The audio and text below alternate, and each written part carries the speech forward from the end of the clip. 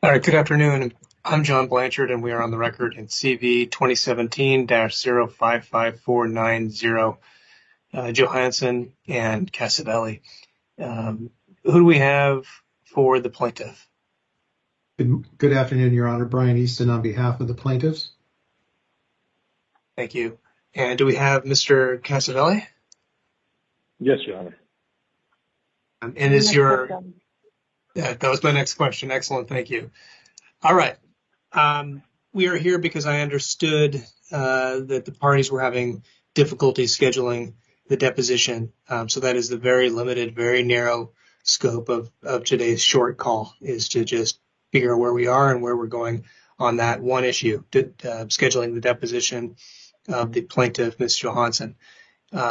Mr. Easton, has there been any progress? Is your client's deposition, has it been scheduled? No, there's been no progress, Your Honor. When we first spoke, Mr. Casavelli asked for dates that were available, and I provided him 9 dates. He didn't specify any date range in there, and so I gave him 9 dates between the 15th and I think the end of the month in March. He came back and said that none of those dates were available, even though several of those dates fell on our trial dates that were just vacated.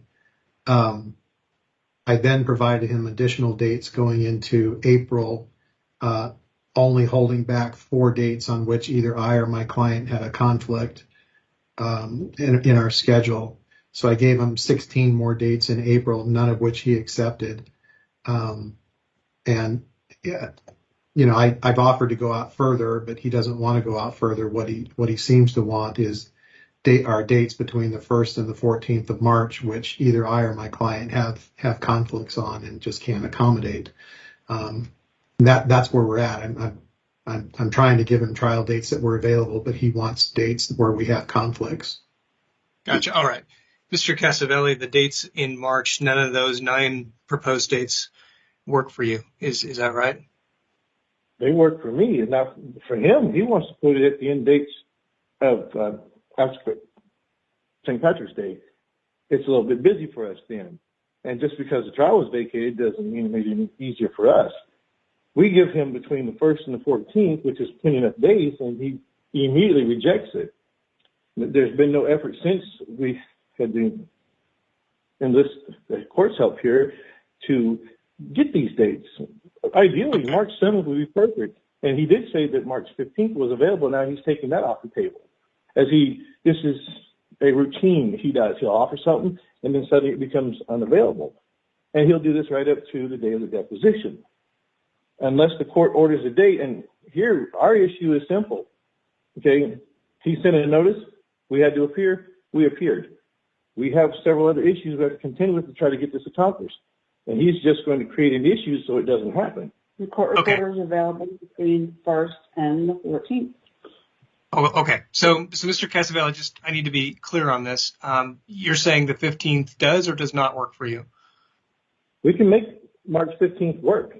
The 7th will work better. Okay. Mr. Easton, the 15th, was that taken off the table or is that available? No, that was not taken off the table by me. It was rejected by the Casavellis when I offered it, but it's still on the table as far as I'm concerned. I provided them dates on the 15th, 17th, 21 through 24, and 28 through 30, all of which are available. All right. So from the plaintiff's perspective, can we agree and set the deposition for Wednesday, March 15? From plaintiff's perspective? I'm sorry, Mr. Casavelli. Oh, I'm sorry. Yes, I have to rearrange something on that, but we can make it. He said the March 7th would be better for us. I understand. And I don't think all right. So this is the way we'll do it. It sounds like the 15th will work. It's not going to be convenient for everybody, but it never is. So the deposition will be on March 15th, 2023.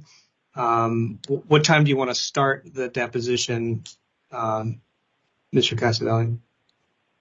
1 o'clock would be fine. 1 o'clock. It's a 4-hour maximum. So that would push you into the evening hours with breaks. You want to start a little earlier than that?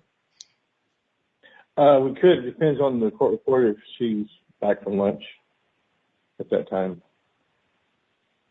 Okay. Well, I'll leave you to it on scheduling the time. But just keep in mind that there is a 4-hour maximum, and Mr. Easton and his client don't, they have to appear for the deposition for that date, but we're going to be reasonable as to the hours. Mr. Easton, what's your hard stop on the 15th? Do you have one?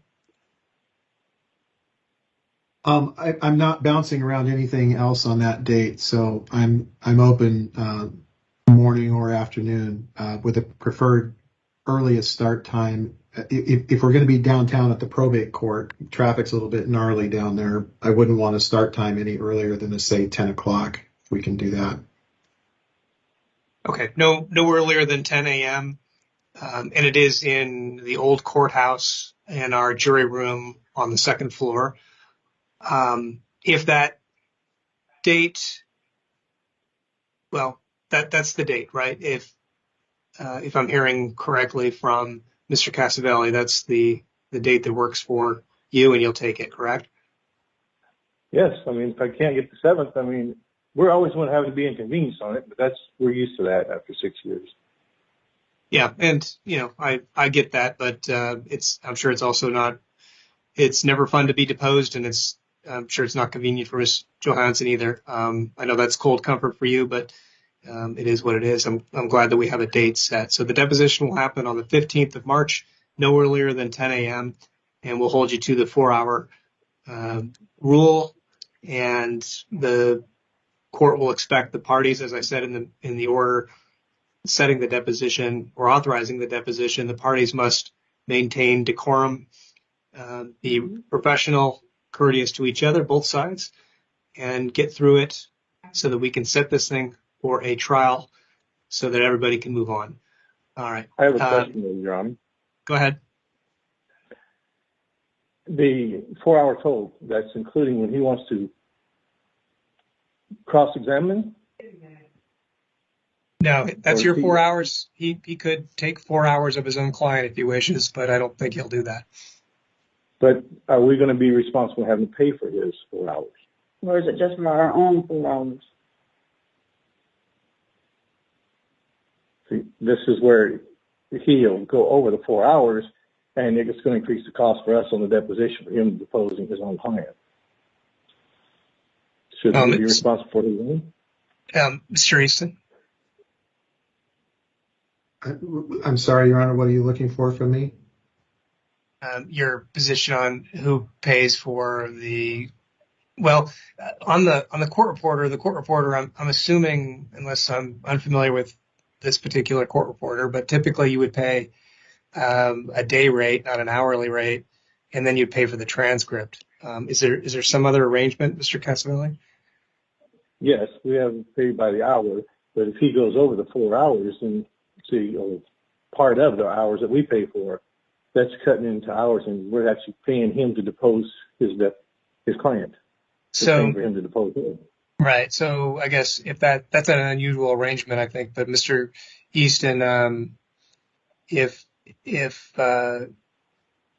you elicit testimony from your client at the deposition, would your side agree to pay for that? Your Honor, that I find that highly unusual. I've never seen that set up before in any of the depositions I've taken, so we would be opposed to that. It's just part of the cross-exam after they've had their opportunity to do direct examination of this. All right, let's do it this way.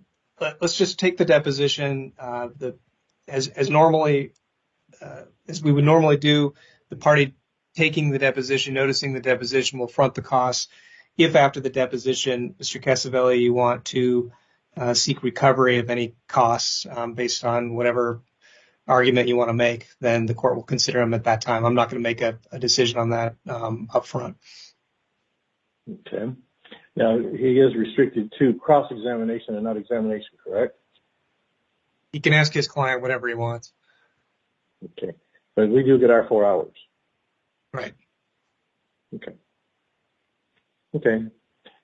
Just to make sure, because it's he's only wanting to cross-examine his client, and I expect him to. Will you be available that day, first and foremost? I don't know. Let's see. The We'll need 15th the of court March. available. March 15th. Hold on.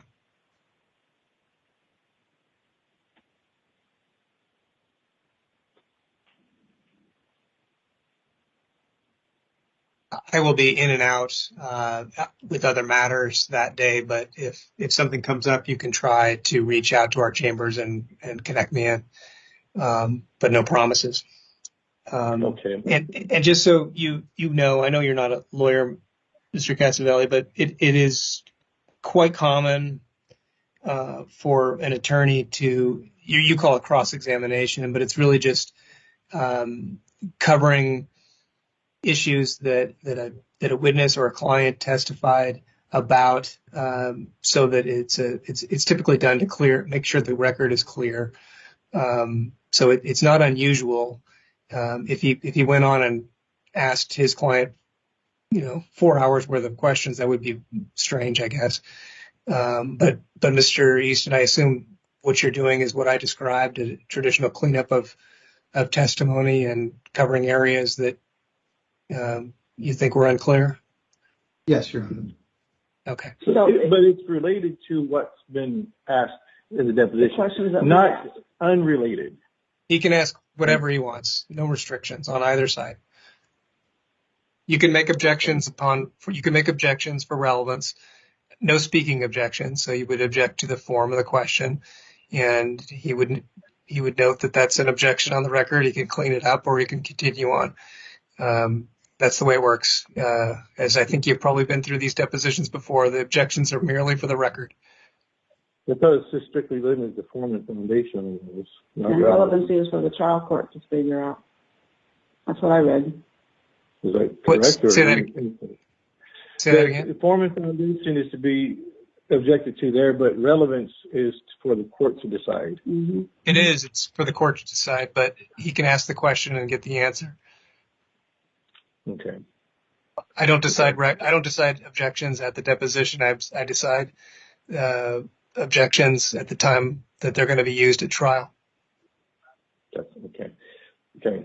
So he's to produce her at the time that's noticed and for the means notice, correct? He'll produce his client on March 15th, no earlier than 10 a.m. at the time set forth in the notice, which is the courthouse here, old courthouse jury room. Okay. All right. Okay. Now, if this happened in the past, I'm just going to ask you to clear it now. If he doesn't like a line of question, is he going to be allowed to walk his client out of the deposition after it starts? Again? Well, if a deposition's going to terminate early, that's one good reason to try to loop the court in. Get me on the line first before you terminate a deposition. But normally, it's as I described, an objection. He could instruct, for example, his witness not to answer questions if you're asking for privileged information, attorney-client privileged information. And if just hypothetically, if you were, screaming at her and, I don't know, pounding on the table and doing all the things that I already said not to do, then I think at least he could warn you to not do that and terminate the deposition if it continues. But he can, okay. But yelling at me and telling me to ask nicely when I'm asking nicely, I get your point. So the question of it is subjects like engagement letters. That's not attorney-client privilege, correct? Because it's not asking or seeking legal advice. We're getting a little bit into the hypotheticals here, but we'll let Mr. Easton. We'll let Mr. Easton object to those questions, and well, he'll say everything's privileged, Your Honor. That's the problem. Well, let's see. Let's do the deposition first, okay? Okay. All right. Appreciate your help on this very much. All right. Good luck, everybody. Thank you, Your Honor. Thank you. Thank you. We're adjourned.